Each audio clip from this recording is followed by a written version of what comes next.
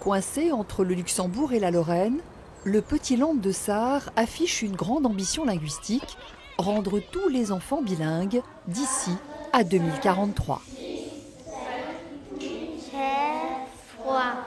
À 6 ans, Émilie, comme ses élèves de CP, commence à se débrouiller en français à raison de 2 heures de cours par semaine. Dans un coin de la classe particulièrement attentive, la ministre présidente de la région. L'apprentissage obligatoire de la langue du voisin dès le jardin d'enfants, c'est son idée et elle donne l'exemple en répondant en français.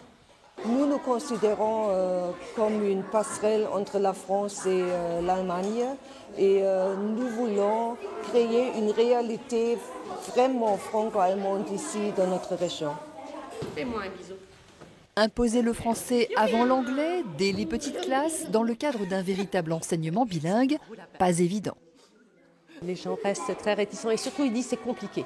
Et c'est vrai que le français c'est plus compliqué que l'anglais, mais si on le commence très tôt, ça marche.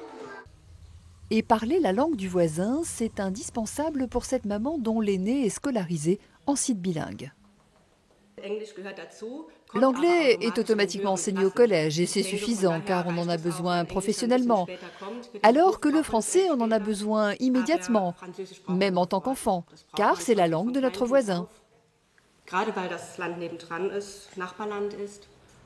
Le monde économique sarrois a déjà intégré cette particularité frontalière. Dans cette grande enseigne de meubles, 40% de la clientèle est française.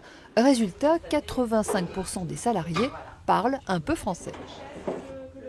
Essayez par vous-même, faites-le. Aujourd'hui, les vendeurs sont soit français, soit bilingues. C'est très agréable. Il y a 10 ans, ce n'était pas le cas. Au siège de l'Union des Français de Sarre, on applaudit cette initiative qui pourrait même permettre à des Français d'intégrer la fonction publique allemande. La Sarre a besoin d'une main-d'œuvre spécialisée. Il y a des entreprises comme Michelin où 80% de la main-d'œuvre est française. Donc, je veux dire, il y a un besoin crucial. 7% de taux de chômage en Sarre contre 11% en Lorraine. Avec le bilinguisme, plus de barrières linguistiques, la Sarre espère ainsi enrayer le déclin démographique.